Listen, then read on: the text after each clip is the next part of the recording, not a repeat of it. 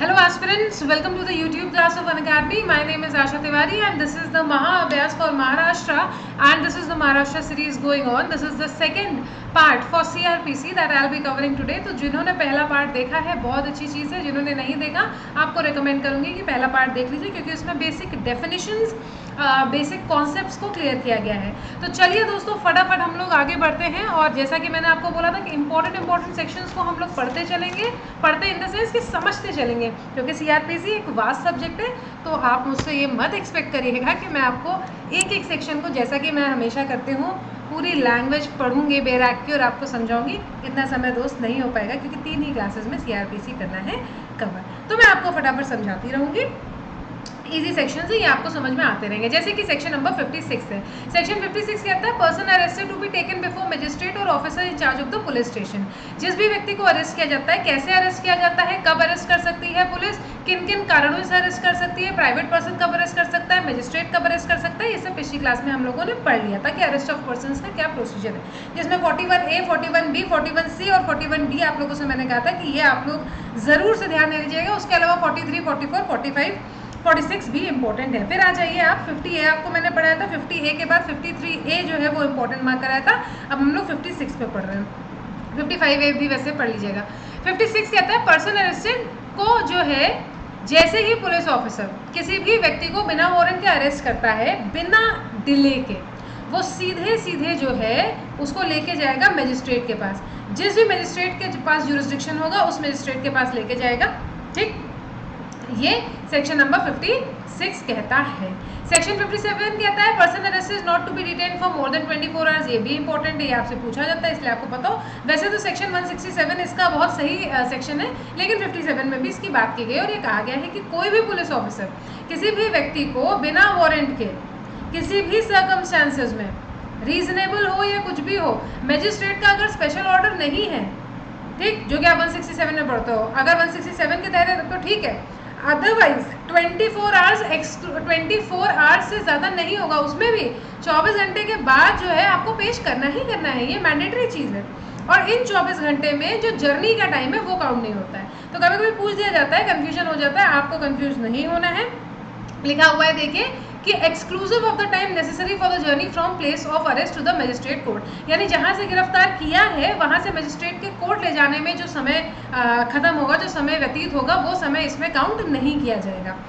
उसके बाद आप आ जाइए सेक्शन 57 हो गया। अब सीधे आप आ जाइए समन्स पे। समन्स कि जब हम बात करते हैं तो सेक्शन 61 एकदम पूछा जाने वाला सेक्शन है, पूछा ही जाता है, बहुत कम चांसेस होती है कि नहीं पूछा जाता है। तो याद रखना है कि फॉर्म ऑफ समन्स जो है वो 61 में दिया है, वही फॉर्म ऑफ वारंट जो है वो 70 में दिया है। तो याद रखिएगा कि 61 और इसी के साथ अगर आप याद करना चाहो तो 71 होगा, ठीक है, पर 71 से एक कम, यानी कि 70 में आपको वारंट के फॉर्म के बारे में बात की गई है और 61 में आपको समन के बारे में बात की गई है। तो 61 याद हो जाएगा तो 70 अपने आप हमेशा याद रहेगा। अब फॉर्म ऑफ समन की बात करें तो 61 कहता है कि हर एक समन जो इस कोर्ट के अंतर्गत एक कोर्ट के द्वारा इशू किया जाएगा वो राइटिंग में होगा, ये पूछ लिया जाता है, डुप्लीकेट में होगा, साइन किया जाएगा by the presiding officer of the court और एज द हाई कोर्ट में direct from time to time and shall bear the seal of the court. तो क्या क्या चीज़ें होनी चाहिए, लिखित में होना चाहिए, डुप्लीकेट में होगा, प्रिसाइडिंग ऑफिसर के द्वारा साइन किया जाएगा और कोर्ट की मोहर लगी होगी, यानी कि कोर्ट की सील होगी। ये 4 चीज़ें होना जरूरी है। ठीक, समन्स कैसे सर्व किया जाता है, समन्स जो है एक पुलिस ऑफिसर के द्वारा सर्व किया जाएगा, या अगर कोई ऑफिसर ऑफ द कोर्ट है जिसमें स्टेट गवर्नमेंट ने इसके खिलाफ कोई रूल्स बनाए हुए हैं, या पब्लिक सर्वेंट जो भी रूल्स के अंतर्गत होगा वो किया जाएगा। जनरली एक पुलिस ऑफिसर के द्वारा किया जाता है। जो भी सर्व करेगा वो डुप्लीकेट ऑफ कॉपी सर्व करेगा और उससे जो है साइन लेगा या रिसीप्ट जिसको हम बोलते हैं वो लेगा और कोर्ट में उसको प्रस्तुत करेगा कि इनको सर्व हो गया है। वैसे ही service of summon of corporate bodies की बात की गई है, सिंपल इंग्लिश है, आप लोग पढ़ सकते हैं, इसमें कुछ ऐसा खास है नहीं जो आप लोगों को ना समझ में आए। जब हम बात करते हैं सर्विस ऑफ गवर्नमेंट सर्वेंट, तो जैसा कि आपको मैंने सीपीसी में पढ़ा है वही सेम चीज़ है। अगर हम गवर्नमेंट सर्वेंट की बात करते हैं तो एचओडी को दिया जाता है, यानी कि जो हेड ऑफ डिपार्टमेंट होता है, जो भी हेड ऑफ द ऑफिस होता है, उसको समन सर्व किया जाता है और वो जो है अपने ये जो सबऑर्डिनेट व्यक्ति होता है जो भी उसके अंतर्गत ये काम कर रहा है उसको ये देगा।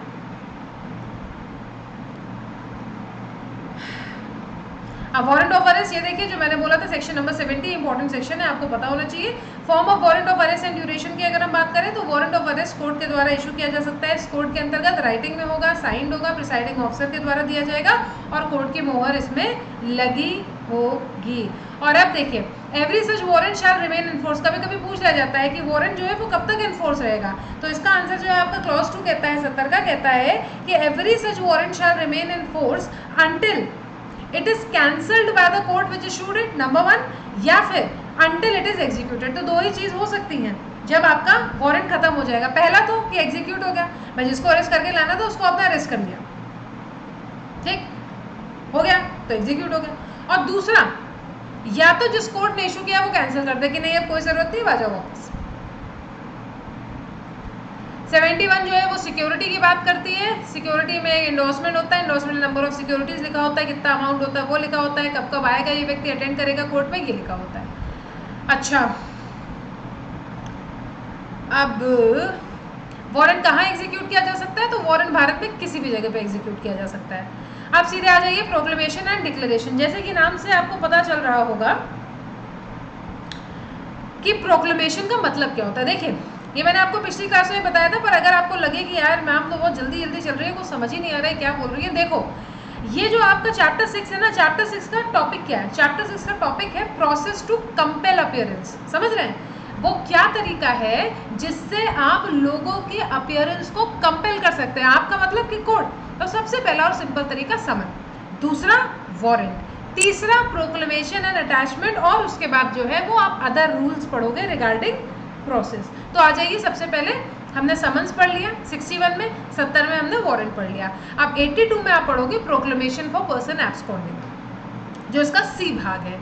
तो 82 कहता है कि अगर कोर्ट के पास ये रीजन टू बिलीव है, कोर्ट को अगर ऐसा लग रहा है, ऐसे समझो बिल्कुल एकदम सिंपल भाषा में, अगर कोर्ट को ऐसा लग रहा है कि जिस व्यक्ति के खिलाफ जो वारंट वो इशू कर रही है वो व्यक्ति भाग जाएगा या अपने आप को छुपा लेगा जिससे कि ये वारंट एग्जीक्यूट ना हो सके, तो कोर्ट एक रिटन प्रोक्लेमेशन इशू कर सकती है कि इतने समय पे, इतने टाइम पे, 30 दिन के अंदर अंदर अगर आ जाओगे इस प्रोक्लेमेशन के पब्लिश करने के बाद तो ठीक है, अदरवाइज फिर जो कोर्ट को सही लगेगा वो कोर्ट करेगी। अब प्रोक्लेमेशन में क्या है, प्रोक्लेमेशन में जो है इसको जो है जो कोर्ट के बंदे हैं वो जाएंगे जहाँ पे बहुत सारे लोग होंगे, यानी कि ऐसी जगह पे जहाँ पे बहुत सारे लोग बैठते हैं वहाँ पे इसको पढ़ा जाएगा, जहाँ पे शहर या जो टाउन है या विलेज है जहाँ पे ये व्यक्ति रहता है, इसकी जो है एक कॉपी ये लगाई जाएगी ऐसे कॉन्स्पिशियस पार्ट पे जहाँ पे ये व्यक्ति रिजाइड करता है, या जब आया तो वो देख सके, ठीक। कोर्ट हाउस के एक कॉन्स्पिशियस पार्ट पे इसको लगाया जाएगा, और कोर्ट को अगर लगेगा तो कोर्ट एक डेली न्यूज़पेपर में भी इसको छपवा सकता है, कोर्ट एक डेली न्यूज़पेपर में भी इसको छपवा सकता है। अब जहाँ पे ये प्रोक्लेमेशन दोस्तों सेक्शन 302, 304, 364, 367, 392, 93, 94, 95, 96, 97, 98, 99, 400, 402, 436, 449, 459, 460 आईपीसी के अंतर्गत पब्लिश किया गया है, और ये व्यक्ति नहीं आया जो टाइम स्पेसिफाई किया है उसके अंतर्गत, तो कोर्ट जो है उसको क्या करेगी, एक प्रोक्लेम्ड ऑफेंडर घोषित कर देगी, प्रोक्लेम्ड ऑफेंडर घोषित कर देगी। देखते हो ना कभी कभी जो है मूवीज में देखा होगा कि एक व्यक्ति को जो है ऑफेंडर घोषित कर दिया जाता है, टीवी न्यूज़ पे जो है उसकी सब फोटो आने लगती है, अक्सर जो है वो इंसान अपना मुंह छुपा के घूम रहा होता है और खुद ही की जो है तस्वीर देखता है टीवी में, फिर जो है वो भागता है, छुपता है, ये सब देखा है, हम सब देख के बड़े हुए हैं, तो ये वही है। तो आपका क्वेश्चन कि मैम प्रोक्लेमेशन क्यों इशू किया जाता है, प्रोक्लेमेशन इसलिए इशू किया जाता है कि भाई कोर्ट ने समन भेजा, समझिएगा, कोर्ट ने समन भेजा आप नहीं आए, कोर्ट ने वारंट भेजा आप नहीं आए, तो अब कोर्ट को क्या लगेगा कि आप कोर्ट की अवहेलना कर रहे हैं, ठीक है। अब जब आप कोर्ट की अवज्ञा कर रहे हैं, कोर्ट की बात नहीं मान रहे हैं, तो कोर्ट क्या करेगी, कोर्ट अभी भी आपको समय दे रही है, देखिए कितनी मतलब दयालु है कोर्ट तब भी आपको समय दे रही है। 82 के अंतर्गत, सीआरपीसी के सेक्शन 82 के अंतर्गत कह रही है कि भैया 30 दिन का समय हम दे रहे हैं, 30 दिन के समय में जिस जगह बोला है, जिस समय बोला है, उस जगह उपस्थित हो जाइए तो अच्छा है, हम आपकी सुन लेंगे, एक बार को मौका दे देंगे। लेकिन अगर आप उपस्थित नहीं होते और आप दोषी हैं इन सेक्शंस के जो क्लॉज नंबर 4 में लिखे गए हैं, तो फिर आपको हम यानी कि कोर्ट प्रोक्लेम्ड ऑफेंडर घोषित करेंगे। ठीक, यहाँ तक क्लियर है। अब प्रोक्लेम्ड ऑफेंडर अगर हो गए तो क्या, नेक्स्ट क्वेश्चन होगा कि ठीक है बात, प्रोक्लेम्ड ऑफेंडर बना दिया तो क्या, वो जहाँ छुपा है वहाँ छुपा रहे, ठीक है भाई, जहाँ छुपा है वहाँ छुपा रहे, लेकिन एक टाइम के बाद तो उसके सोर्सेज एग्जॉस्ट होंगे ना भाई। जेब में जितना पैसा लेके जाएगा, एक टाइम पे पैसा खत्म होगा तो प्रॉपर्टी पे आएगा, प्रॉपर्टी जब उसकी रहेगी नहीं तो क्या बेचेगा क्या खाएगा। वाह, ये तो राइम कर गया। कहने का मतलब कि प्रोक्लेमेशन के बाद और इस व्यक्ति के उपस्थित ना होने के बाद ये बन गया प्रोक्लेम्ड ऑफेंडर। अब प्रोक्लेम्ड ऑफेंडर की प्रॉपर्टी अटैच की जा सकती है भाई साहब सेक्शन 83 में। सेक्शन 83 बात करता है attachment of property of person absconding, और कहता है कि जिस कोर्ट ने प्रोक्लेमेशन दिया है 82 के अंतर्गत, वो किसी भी टाइम पे प्रोक्लेमेशन इशू करने के बाद प्रॉपर्टी को अटैच कर सकती है। और कैसी प्रॉपर्टी, चाहे मूवेबल चाहे इमूवेबल। बस इसमें एक कैच है जो ध्यान रखना है कि ये इमूवेबल या मूवेबल प्रॉपर्टी इसी प्रोक्लेम्ड व्यक्ति की हो। ठीक, अब आपका एक और क्वेश्चन आ सकता है कि मैम मान लीजिए कि जो है वो प्रॉपर्टी इसकी नहीं है, मान लीजिए कि उसी घर में रहता है पर प्रॉपर्टी उसकी नहीं है, तो कोई दिक्कत नहीं है। जैसा कि मैंने बोला कोर्ट दयालु है, कोर्ट जो है उसमें भी समय देती है कि भाई अगर ये प्रॉपर्टी इसकी नहीं है किसी और की है तो आप आइए अपने ऑब्जेक्शंस दीजिए और हम देखेंगे कि ये प्रॉपर्टी अगर इनकी नहीं है तो ये प्रॉपर्टी जिसकी है उसको मिल जाएगी। अब देखो, जहाँ पे कोर्ट को ऐसा लगता है कि ये व्यक्ति, भाई ऑब्वियस चीज़ है, जैसा कि मैंने बोला सोर्सेस कभी ना कभी खत्म होंगे, बाहर निकलेगा, प्रॉपर्टी को बेचने की कोशिश करेगा। कोर्ट को जैसे ही पता चला कि ये अपनी प्रॉपर्टी जो है या प्रॉपर्टी का कोई हिस्सा जो है डिस्पोज करने वाले हैं, या प्रॉपर्टी क्योंकि मूवेबल इमूवेबल दोनों है, प्रॉपर्टी को लोकल जुरिसडिक्शन से खिसकाने के प्रयास में है, तो कोर्ट प्रोक्लेमेशन के साथ साथ अटैचमेंट इशू कर देगी। कोर्ट वेट ही नहीं करेगी, कोर्ट कहेगी हमको वेट करना ही नहीं है ना, ये सब नहीं होता हमारे वहाँ। कोर्ट कहेगी वेट ही नहीं करना भाई, हमको सुनने में आया कि प्रॉपर्टी बेचने की कोशिश करना है, ये मूवेबल प्रॉपर्टी लेके 9 से 11 हो जाएंगे, तो कोर्ट कहती है कि ना वेट नहीं करना, सीधे अटैचमेंट भी जो है प्रोक्लेमेशन के साथ ही निकलवा दो, एक के साथ एक फ्री। अब ये जो अटैचमेंट होगा, ये अटैचमेंट जो है इंडोर्स किया जाएगा अगर मान लीजिए कि कोई एक व्यक्ति किसी और डिस्ट्रिक्ट में रहता है, तो जहाँ पे उसकी प्रॉपर्टी सिचुएटेड है वहाँ का डिस्ट्रिक्ट मजिस्ट्रेट जो है वो इंडोर्स करेगा इसको, उसके बाद ही ऐसा होगा। जहाँ पे डेप्ट है या मूवेबल प्रॉपर्टी की बात करेंगे तो वहाँ पे जब्त करके या रिसीवर अपॉइंट करके या किसी भी प्रकार से जहाँ पे कोर्ट को ठीक लगता है, या कोई एक ऑर्डर इन राइटिंग जिससे कि डिलीवरी ऑफ प्रॉपर्टी की बात की जाए या किसी व्यक्ति को ऑन हिज बिहाफ, इनमें से कोई भी 2 मेथड्स को कोर्ट कर सकता है। तो इससे भी आपका क्वेश्चन बनता है, इसलिए इसको देख लीजिएगा। और जहाँ पे इमूवेबल प्रॉपर्टी की बात है वहाँ पे स्टेट गवर्नमेंट जो है वो कलेक्टर के थ्रू, और अगर कलेक्टर नहीं है इन केस अवेलेबल तो कलेक्टर अपने सबऑर्डिनेट के थ्रू इस में पोजीशन ले सकता है, रिसीवर अपॉइंट कर सकता है, वही इन ऑर्डर लिखित ऑर्डर के द्वारा भी कर सकता है। अगेन इससे भी क्वेश्चन बनते हैं, आपको दे दिया जाता है और इसमें से पूछ दिया जाता है कि कौन सा, तो आपको ऑप्शन में देना है बाय ऑल और एनी 2 ऑफ सच मेथड्स। ठीक है, और ये देखिए रिसीवर की वही सारी आपकी प्रॉपर्टीज होंगी, वही सारे फंक्शंस होंगे, लायबिलिटीज होंगी जो आपको सीपीसी में पढ़ाया है। तो ये था आपका अटैचमेंट और प्रोक्लेमेशन। आई होप ये आपको क्लियर हो गया होगा। 82, 83, 84 हो गया। अब आ जाइए अदर रूल्स रिगार्डिंग प्रोसेसेस, जो आपको डी पार्ट बताया था। डी पार्ट में 87 कहता है issue of warrant in lieu of और in addition to summons. Important section है और आपसे इंडेक्स बेस्ड सेक्शन है, पूछ दिया जाता है कभी कभी। सेक्शन 87 कहता है अ कोर्ट में in any case in which it is empowered by this court to issue a summons for the appearance of any person,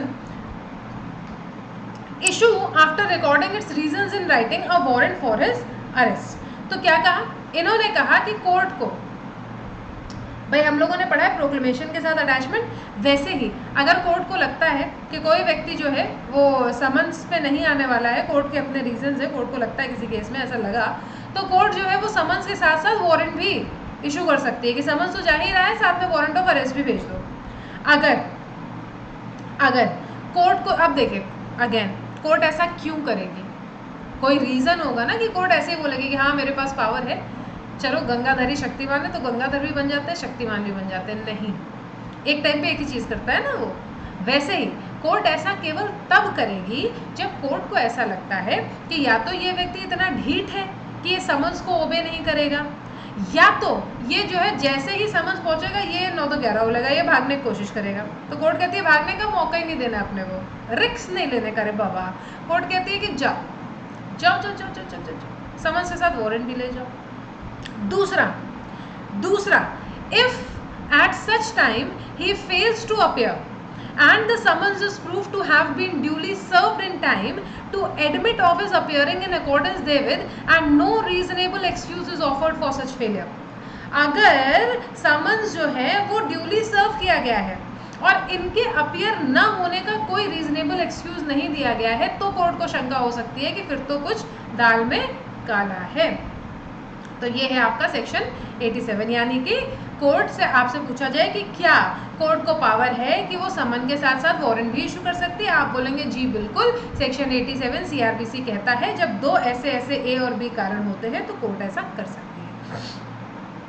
अब आ जाइए 90 कह रहा है provisions of this chapter generally applicable to summons and warrants of arrest. Section 90 कह रहा है जो चैप्टर 6 हमने पढ़ा ना, ये चैप्टर 6 के जो प्रोविजंस है समन्स और वारंट वाले, ये अप्लाई करेंगे सारे समन्स और वारंट में जो इस कोड के अंतर्गत अप्लाई होगा, यानी कि इस कोड के अंतर्गत जहाँ जहाँ समन्स और वारंट्स पढ़ेंगे ये सारे के सारे आपके सेक्शंस एप्लीकेबल होंगे। आई होप आपको चैप्टर नंबर 6 क्लियर हो गया होगा। ओके, अब आ जाइए चैप्टर नंबर 7 पे। चैप्टर 7 बात करता है process to compel production of things. देखो वहाँ पे इंसानों को प्रोसेस टू कंपेल अपीयरेंस था, यहाँ पे चीज़ों का है, ठीक। तो चीज़ों के लिए भी समन्स भेजा जा सकता है। चीज़ों के लिए जो समन्स भेजा जाता है वो 91 में बताया गया है और इसमें आपने इंडियन एविडेंस एक्ट जो पढ़ा है, इंडियन एविडेंस एक्ट के 123, 124 को ये इफेक्ट नहीं करेगा। साथ ही कोई लेटर, पोस्ट कार्ड, टेलीग्राम या फिर कोई ऐसा डॉक्यूमेंट जो कस्टडी में है टेलीग्राफ अथॉरिटी की, उससे ये सेक्शन इफेक्ट नहीं होगा, यानी कि ये सेक्शन उनको इफेक्ट नहीं करेगा, ऐसे समझ लो। इसमें 91 इंपॉर्टेंट है, जैसा कि मैंने बताया इसको मार्क कर लो। उसके बाद 93 इंपॉर्टेंट है। 93 सर्च वारंट की बात करता है कि सर्च वारंट क्या इशू किया जा सकता है, बिल्कुल किया जा सकता है। जहां कोर्ट को लगता है 91 के अनुसार जो समन्स इशू किए उसमें कोई काम नहीं हो रहा है या कोई डॉक्यूमेंट नहीं प्रोड्यूस किया जाएगा, वहां पे कोर्ट जो है वो सर्च वारंट भी इशू कर सकती है। 93 इसकी बात करता है।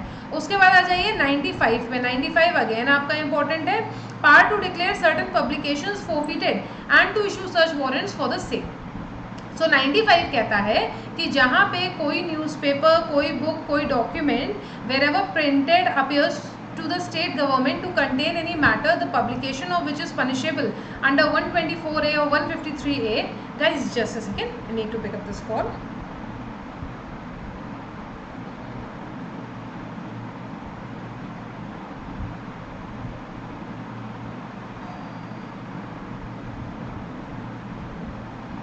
कहाँ हूँ? बाहर कौन है फिर? बाहर कोई बजा रहा है घंटी। कुछ नहीं, चलो ठीक।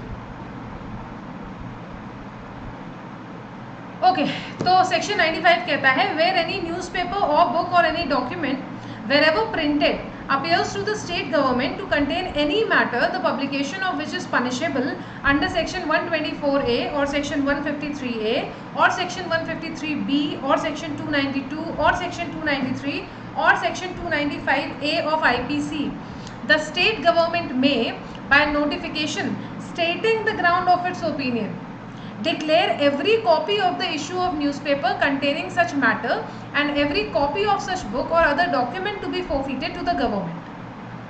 ठीक, अब देखिए जहाँ पे कोई भी न्यूज़पेपर, कोई भी बुक या कोई भी डॉक्यूमेंट जो कि प्रिंट किया गया है या स्टेट गवर्नमेंट को ऐसा लगता है कि वो पनिशेबल है 124A IPC, 153A, 153B, 292, 293, 295A के अंतर्गत, तो स्टेट गवर्नमेंट नोटिफिकेशन के द्वारा ये कह सकती है कि इसके ओपिनियन में ये जो इशू है यानी कि ये जो पब्लिकेशन है, ये पब्लिकेशन उसको समझ नहीं आ रहा है क्योंकि IPC के इन सेक्शंस के अंतर्गत फॉलो करता है, इसलिए इसको फोरफिट किया जाएगा और कोई भी ऐसी बुक है, कोई भी ऐसी पब्लिशिंग है, कोई भी ऐसी कटिंग है, उसको सीज किया जाएगा। ये पार किसके पास है? ये पार है आपकी स्टेट गवर्नमेंट के पास। स्टेट गवर्नमेंट नोटिफिकेशन के द्वारा करती है, ठीक है, कंफ्यूज नहीं होने का, इसीलिए बोला 95 को मार्क कर लेने का।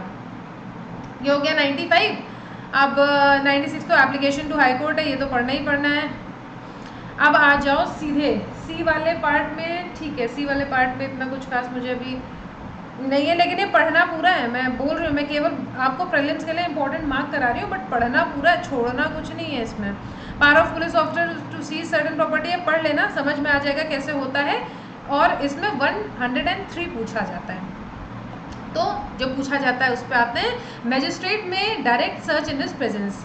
सेक्शन 103 जो है वो कहता है कि कोई भी मजिस्ट्रेट डायरेक्ट कर सकता है सर्च उसकी प्रेजेंस में होना किसी भी प्लेस पे, किसी भी प्लेस पे, for the search of which he is competent to issue a search warrant. यानी कि any magistrate may direct a search to be made in its presence of any place for the search of which he is competent to issue a search warrant. ठीक है, कोई भी magistrate direct कर सकता है कि उसकी प्रेजेंस में किसी भी जगह को सर्च किया जाए जहां पे वो कम्पिटेंट है सर्च वारंट इशू करने के लिए। Okay, so now I hope this is clear to you people. If yes, then obviously you can press the like button. मैं बिल्कुल मना नहीं करूंगी। अब आ जाइए चैप्टर 7A पे। चैप्टर 7A गाइस बात करता है reciprocal arrangements for assistance in certain matters and procedure for attachment and forfeiture of property. So only the heading per se is important. And which heading? This heading, बस। इसके अलावा you don't need to go in details in chapter number 7A, not at all. अब आ जाइए chapter number 8 पे। Chapter 8 आपका important है, so let us go through chapter number 8। Chapter 7A में just go through the heading, nothing else is important for it. Let's come to chapter number 8 now. Let us see what chapter number 8 is.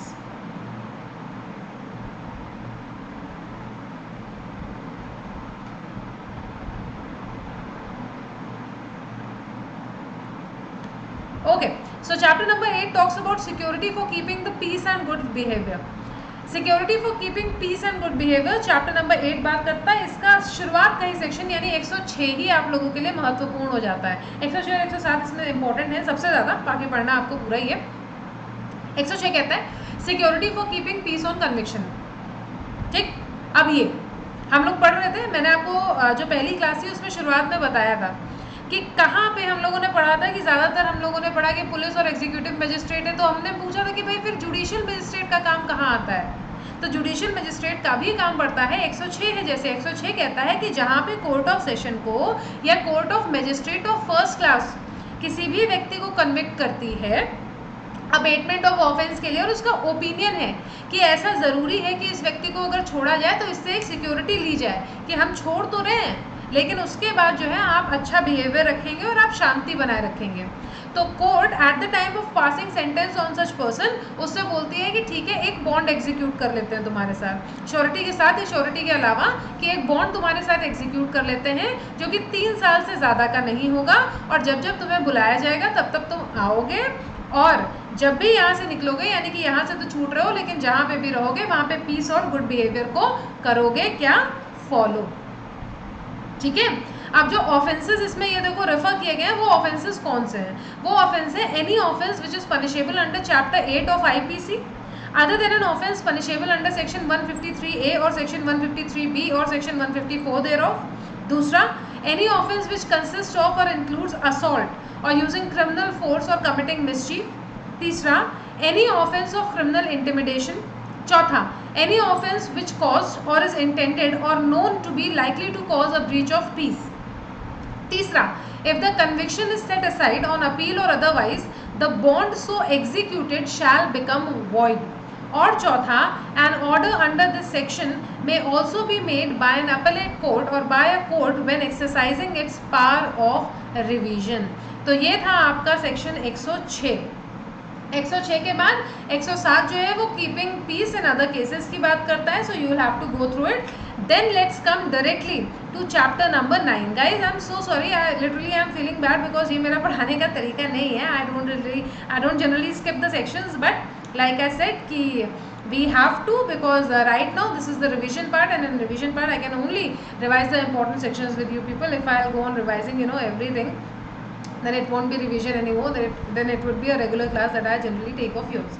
So chapter number 9 when we talk about chapter number 9 is important. Chapter number 9 छोटा सा है और chapter number 9 पूछा जाता है, सबसे बड़ी बात है.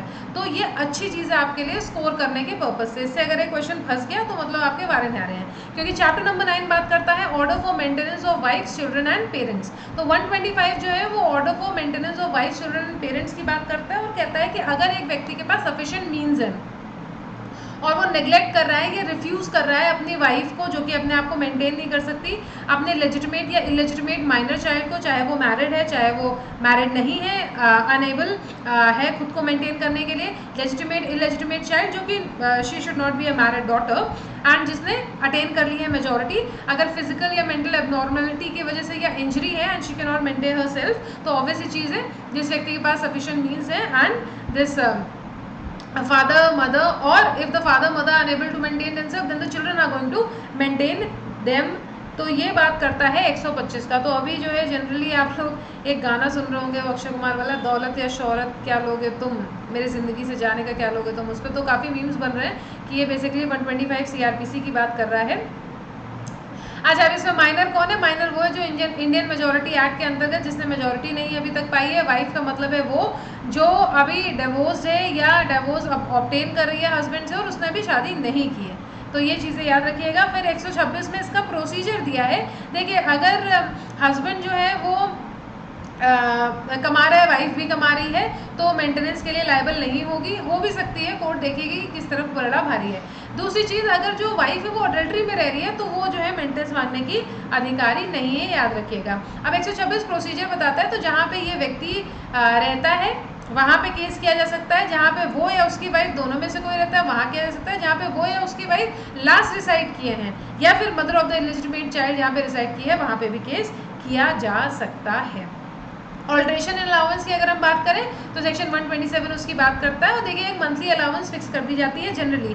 लेकिन मान लीजिए कि अगर उसी टाइम जो है फादर या मदर दोनों के केस में अगर मान लीजिए तो किसी की नौकरी लग गई, तो अब ऑब्वियस चीज़ है ना कि उतनी अलाउंस देने की ज़रूरत नहीं है क्योंकि दूसरा व्यक्ति कमा रहा है. तो आप एक एप्लीकेशन दे सकते हैं मजिस्ट्रेट को, और मजिस्ट्रेट को अगर ठीक लगेगा तो वो ऑल्टर कर देगा कि ठीक है, आप हर मंथ इतना देते थे, अब इतना देने की ज़रूरत नहीं, अब आप केवल इतना दे दीजिए, या उतने की भी ज़रूरत नहीं है तो वो भी कैंसिल या वैरी किया जा सकता है.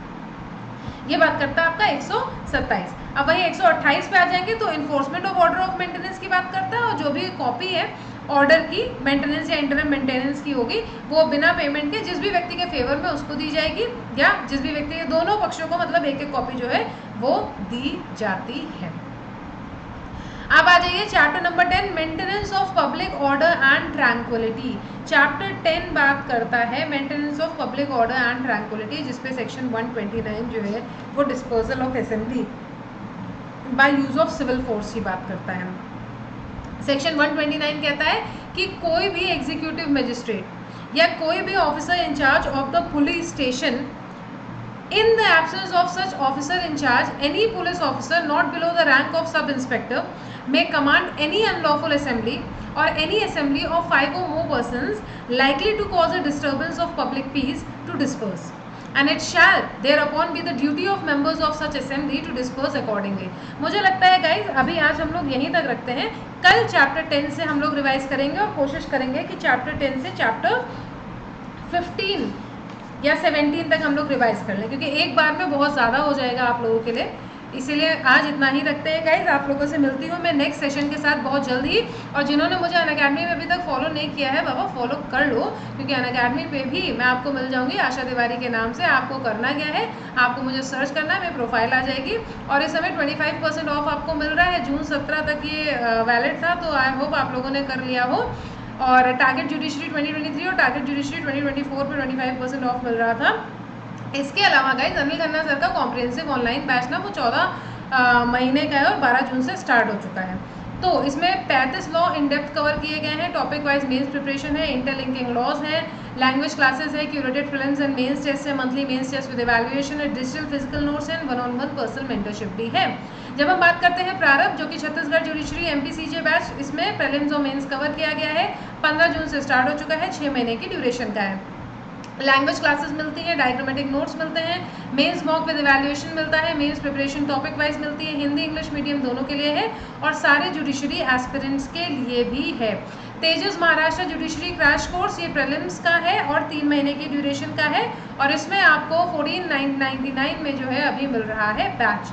फाउंडेशन बैच जो है PCSJ का 2023 22 जून से स्टार्ट हो रहा है, 18 महीने की ड्यूरेशन का है। आप देख सकते हैं कि आपको कितना कुछ इसमें मिल रहा है। 1-on-1 live mentorship, interview guidance, mains test series, comprehensive digital physical notes, practice section, question bank, live classes, doubt solving, live classes in English, class notes in English and curated test series. So go for it guys and you can hurry because 25% offer जो है वो valid था। Maharashtra judiciary का free mock test जो अभी आपको मैं जिसकी तैयारी करा रही हूँ तो एक टेस्ट होगा और 2 घंटे का होगा और आप स्कैन कर सकते हैं इस QR कोड को फ्री ऑफ कॉस्ट अपने आप को इनरोल कराने के लिए। 18 जून को यानी कि कल ये हुआ होगा 5 PM पे, तो जैसा भी गया मुझे बताइएगा कि how was it and how much did you score.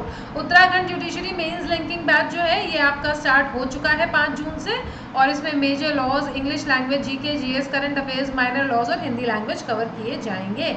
Iconic linking batch की अगर हम बात करें तो आइकॉनिक लिंकिंग बैच सारी स्टेट जुडिशरी एग्जाम्स के लिए कवर किया जा रहा है। 26 जून 2023 से 12 महीने की ड्यूरेशन है।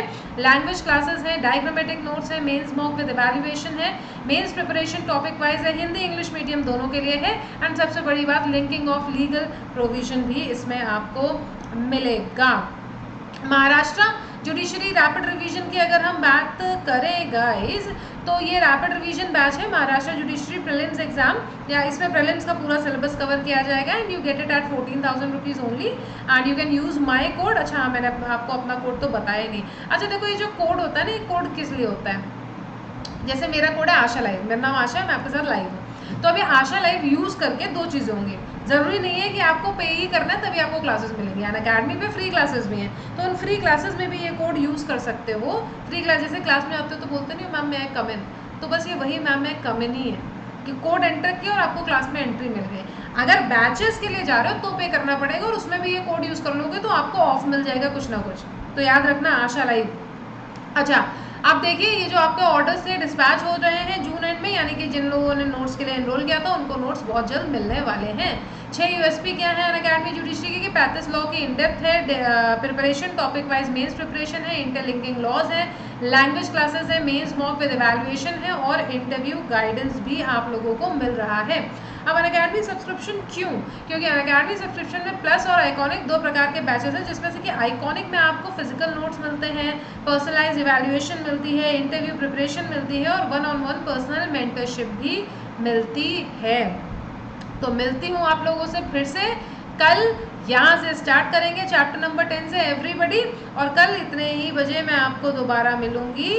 तो कल कोशिश रहेगी लाइव क्लास की, तो तैयार रहिएगा। आज के लिए इतना ही, शब्बा खैर, good night everybody, take care, sweet dreams, keep on laughing, loving, living and also studying. I see you people tomorrow again. Chapter 10 से कोशिश करेंगे अपन लोग कि चैप्टर